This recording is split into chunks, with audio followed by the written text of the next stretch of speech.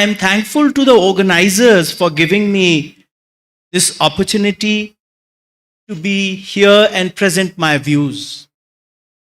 Friends, we all know how much we are indebted to Bada Guruji for his selfless, dedicated service in the preservation, promotion, and dissemination of Buddha Dhamma. He was a true repository of Dhamma who tirelessly worked for the Buddha Dhamma in modern India. As a result, we are all witness to the multifarious activities of Mahabodhi Society, Bengaluru today. Bada Guruji's one-pointed mission was the promotion of Buddha Sasana in India and world at large. Friends, I would like to clarify here what we mean by the term Buddha Sasana. Buddha, we all know, refers to the Tathagata, the great teacher. The word Sasana is derived from the Pali root sasa, which means to instruct, to admonish, or preach, means the dispensation or the teachings of the Buddha, and signifies all aspects of Buddha Dhamma. Traditionally, the Sasana consists of the following three aspects: Pariyatti Sasana, Patipatti Sasana, and Pativeda Sasana. When we talk about Pariyatti Sasana, it is the literary or the textual component or the theory, or we can say the Buddha Vachana, about which we have been talking here, and Mahabodhi is the best example for that. And Buddha Dhamma outranks all other religious systems of the world by the sheer volumes of its scriptural literature, which has been developed over 26 centuries. We have the Tipitaka, the canon, the Pali canon, Attakatha, its commentaries, Tikas, its sub-commentaries, and Anutika, Madhutika, and so much. The Tipitaka, in its present form, evolved from the initiatives of the Buddha and his immediate senior disciples through series of Sangayana. And the last one was the Chatta Sangayana in 1956 in Myanmar, and our Bada Guruji participated in that. He was one of them who witnessed the Chatta Sangayana. Knowledge, Pariyatti for missionary activities through Buddha Dhamma is to bring knowledge and the practice of the Dharma within the reach of the seekers remains a primary concern of the devout. But a lot of work is being done by various like-minded organizations and institutions in India, which is the cradle of Buddha Sasana. And in this, the contribution of Bada Guruji is worth mentioning. It was his inspiration and metta that the Mahabodhi Society take pride in continuously working on the transliteration and translation of the original Pali texts. The need for suitable Dhamma literature is required in required languages to serve diverse categories of seekers is paramount. Good translations of the words of the Buddha are vital, as the seekers prefer original scriptures to interpretive manual and treatise. The contribution of Mahabodhi Society is worth mentioning. In his initial years, Bada Guruji was also, as mentioned by Ananda Bhante, he was an Pali Acharya in Navanalanda Mahavihar, where also he contributed for the preservation and development of Pali texts. Coming to Patipatti Sasana, Patipatti means the observance or the practice. Whatever be the value and importance of Pariyatti aspect of the Sasana, the Buddha's own admonition was to know a little but practice diligently. He compared the Pandits and the textual scholars to a cowherd. I would like to quote something from Dhammapada, and we had a brilliant talk by Venerable who gave the gist of the Dhammapada so well. So, but Dhammapad is such a great text where everything is given, both Pariyati, Patipatti, and Patived, everything you find in that. So, in one of the verses, although Pariyati is important, but Buddha says that Pariyati little and more of Patipatti, he gives a simile. He says is compared to the Pandits or the textual scholars to a cowherd who protects the people's cow without themselves deriving the benefit of milk and the cow products. I quote the verses, there are two verses very important, verse 19 and 20 from Dhammapada. I'll quote in Pali because, we should have as much Pali because this was the ancient language. This was we can say, in which Buddha gave his discourses and was the lingua franca of the time of the Buddha. So I just quote this verse. It says, Bahum piche samhita bhasamano na takkaro hoti naro pamatto gopo vogavo ganayang paresang na bhagava samayas sahoti. He says, though he recites, a person, a cowherd is like a pandit is like a cowherd who recites much the sacred text, but is intelligent but is negligent and does not practice according to the Dhamma. Like a cowherd who counts the cattle of others and prepares things for the cattle, he has no share in the benefit of the life of a bhikkhu. So, you can imagine how much Buddha emphasizes on the practice. And next verse, he says, Appam piche samhita bhasamano dhammasya hoti anudhammachari ragangcha dosangcha pahaya mohang sammappajano suvimitta chitto anupadiyano idhavahurangva sabhagava samayasya hoti.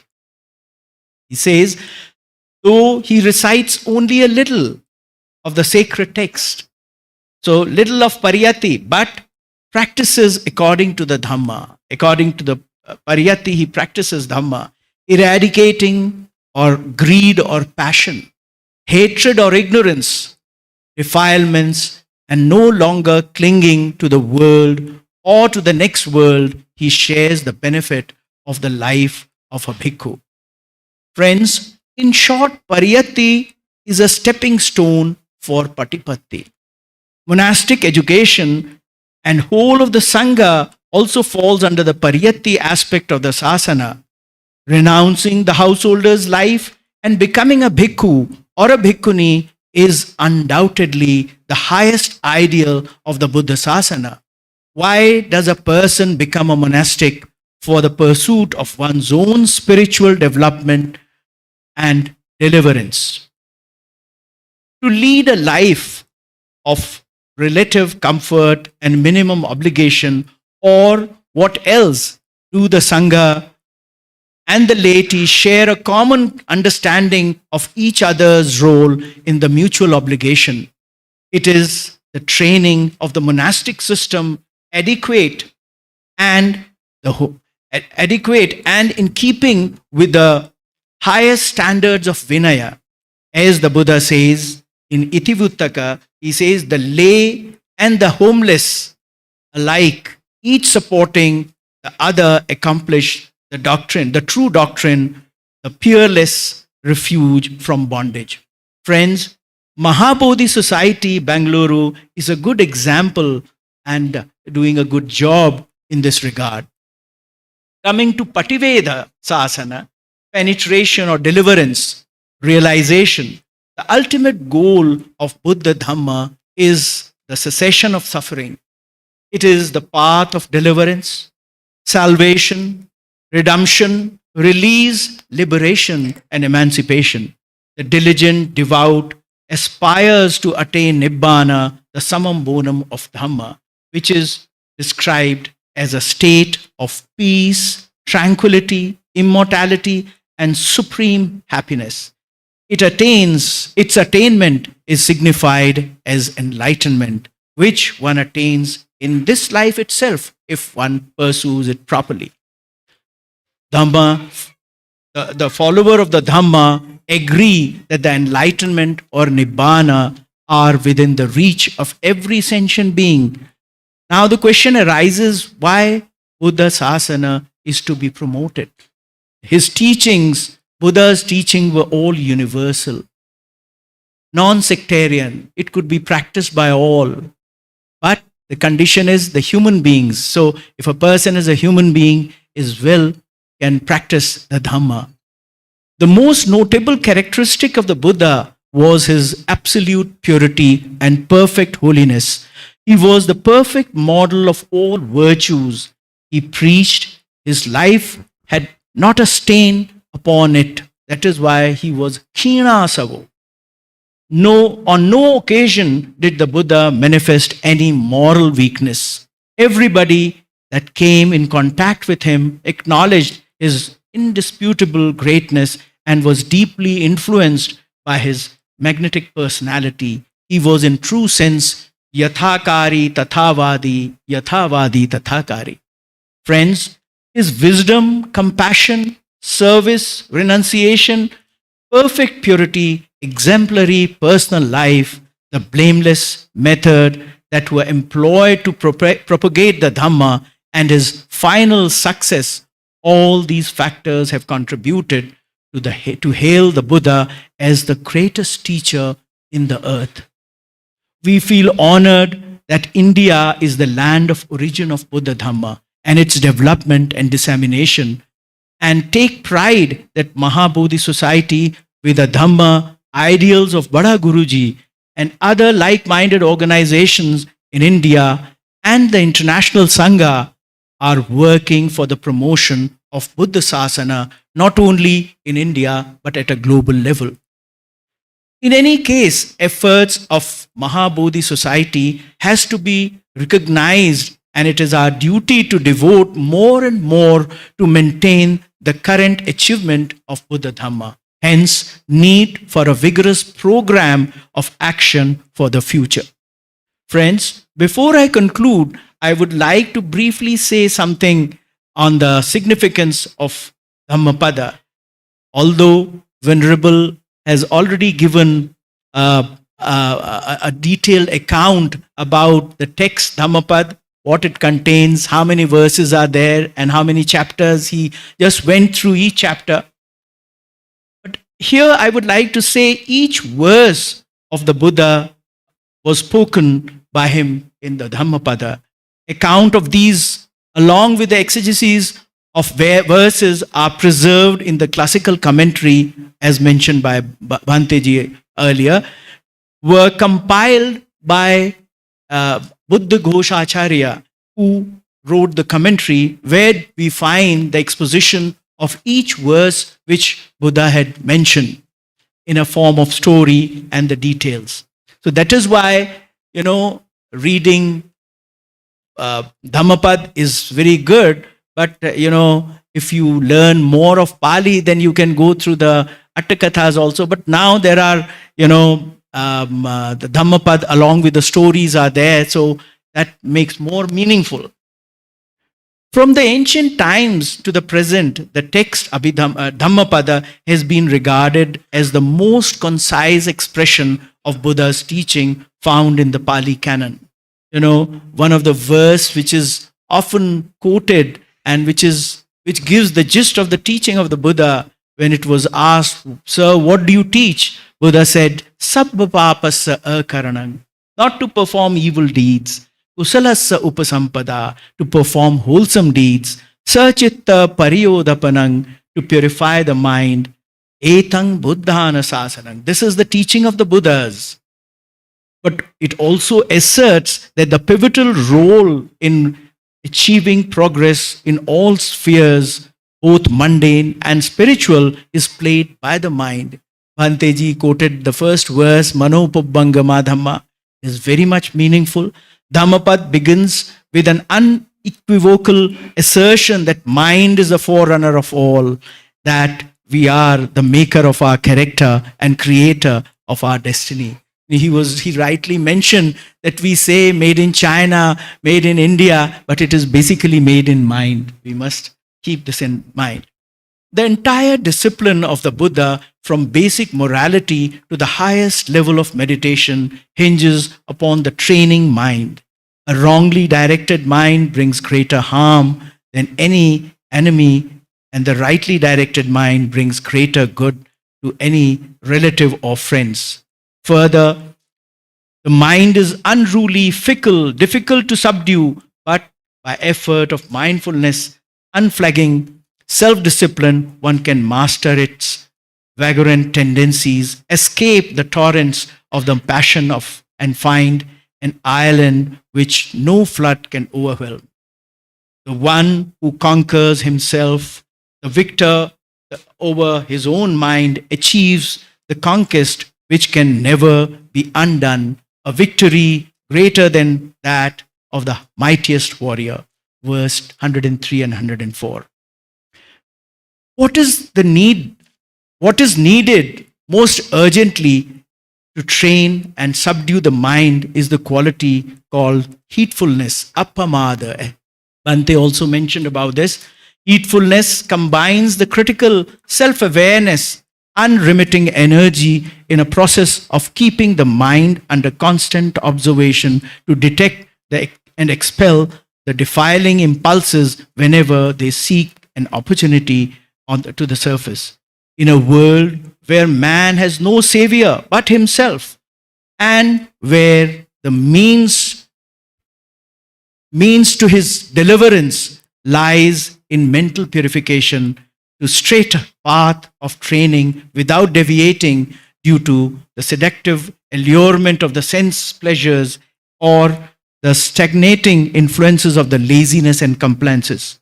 Heedfulness, the Buddha declares, is the path to the deathless. Heedlessness, the path to death.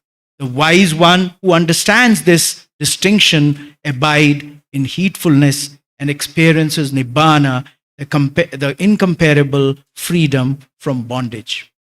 Friends, to conclude, I would like to reassert the prospects of Buddha Dhamma for the future are needed they are indeed very bright to redouble its effectiveness and also to expand substantially its influence not only in India but the entire world. We have, however, to act severely and collectively. The more we meet and discuss the task at hand, the more we equip ourselves to accomplish them. Samvayo sadhu, coming together or cooperation or collaboration is excellent, said Ashoka, the righteous one.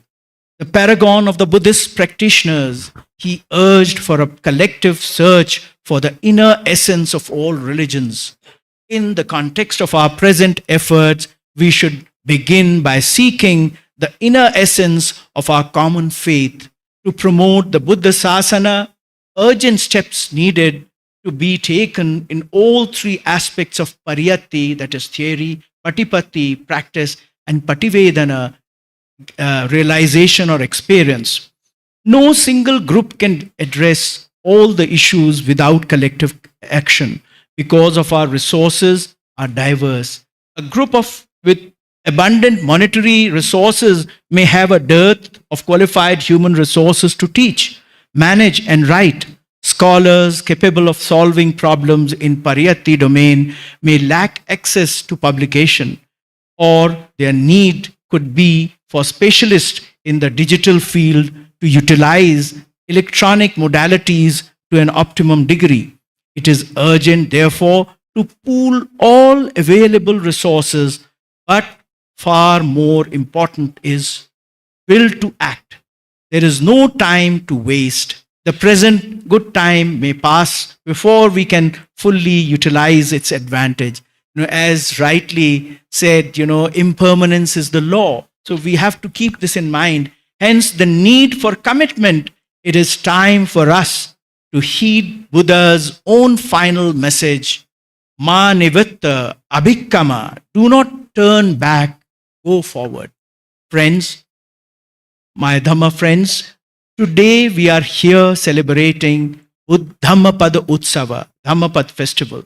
The text Dhammapada inspired Bada Guruji so much that he left the worldly life and joined the Sangha for understanding the Dhamma and practicing it, experience it. We can imagine how much Dhamma Samvega he must have gained due to his past paramis, that he took the holy life of renunciation and as was done by Lord Buddha. We are indeed fortunate that today we are enjoying the fruits of his sacrifice and seeds of Dhamma laid down by him in the form of Mahabodhi society. Chirang titthatu saddhammo bhavatu sabba mangala. My thanks to all of you.